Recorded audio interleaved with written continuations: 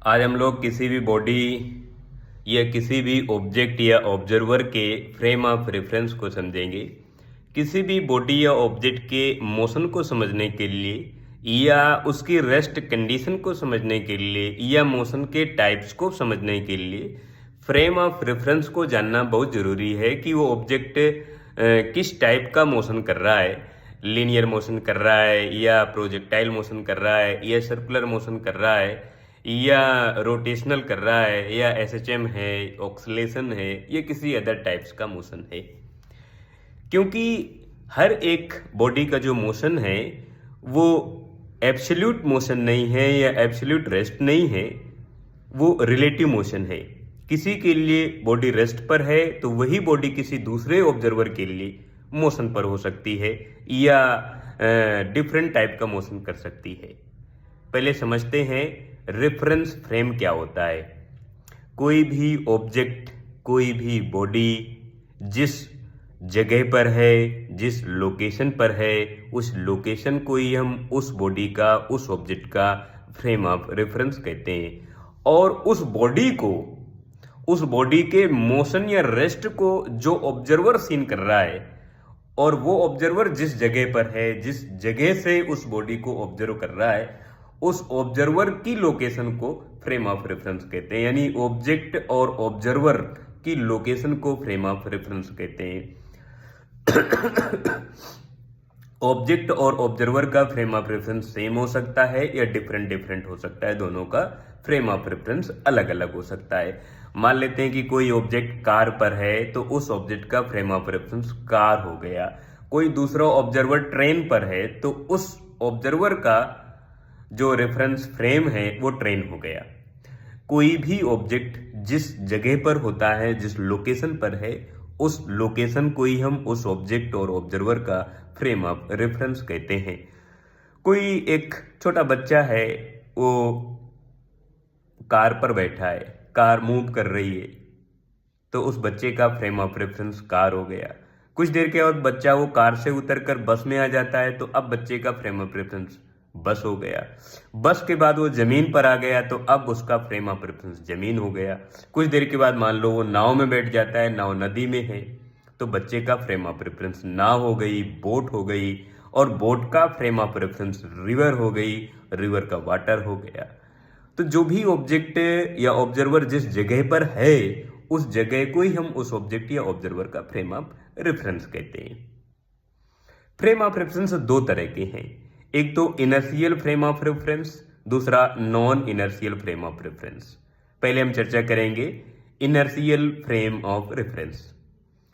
अगर कोई भी ऑब्जेक्ट या ऑब्जर्वर जिस जगह पर है, जिस लोकेशन पर है, वो कांस्टेंट वेलोसिटी के साथ मूव कर रही है या रेस्ट पर है।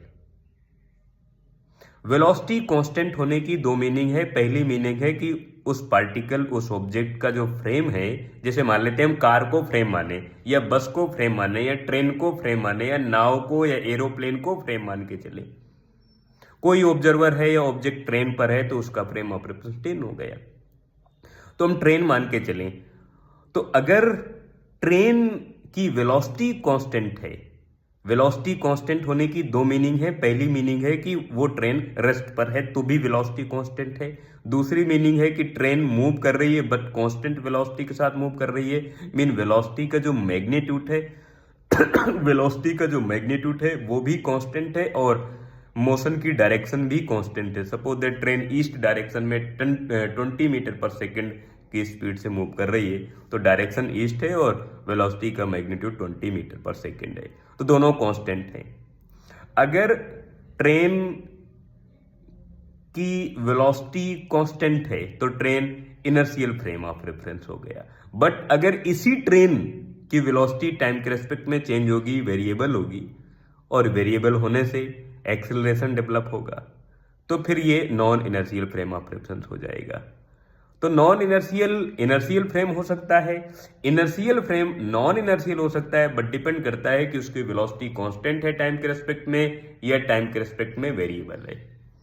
ट्रेन ही नहीं, कोई और फ्रेम हो सकता है, बस हो सकता है, कार हो सकती है, ग्राउंड हो सकता है, बोट हो सकती है, रिवर हो सकती है फ्रेम ऑफ रेफरेंस, एरोप्लेन हो सकता है, कोई भी जगह हो सकती है, ग्राउंड फ्रेम ऑफ रेफरेंस हो सकता है।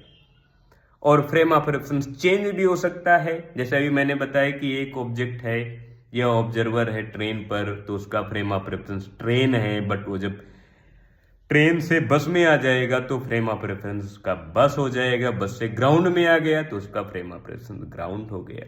तो फ्रेम ऑफ रेफरेंस डिपेंड करता है कि ऑब्जर्वर कहां पर है या ऑब्जेक्ट कहां पर है या ऑब्जर्वर कहां पर है, उसके हिसाब से उसका फ्रेम ऑफ रेफरेंस डिसाइड किया जा सकता है। अब मोशन और रेस्ट को कैसे समझेंगे? मान लेते हैं कि एक फ्रेम कार है, उस कार में एक बॉल है और एक ऑब्जर्वर है। तो उस ऑब्जर्वर का जो फ्रेम है वो कार हो गया, बॉल का जो फ्रेम है वो कार हो गया। एक दूसरा आदमी जो ग्राउंड पर है और वो पेड़ के पास है, तो जो ग्राउंड पर है उसका फ्रेम ऑफ रेफरेंस ग्राउंड हो गया। अब दोनों लोग, एक जो कार पर है और दूसरा जो ग्राउंड पर है, दोनों पेड़ को देखते हैं। कार वाले के लिए पेड़ मोशन पर है और जो ग्राउंड पर है उसके लिए पेड़ रेस्ट पर है। पेड़ वही है, दो ऑब्जर्वर हैं, दोनों के फ्रेम ऑफ रेफरेंस अलग अलग है। एक का फ्रेम है कार, कार मूव कर रही है, तो कार वाले रेफरेंस फ्रेम का जो आदमी है, जो ऑब्जर्वर है, उसको लगता है कि पेड़ मोशन पर है, बट वास्तव में पेड़ मोशन पर नहीं है, कार मोशन पर है।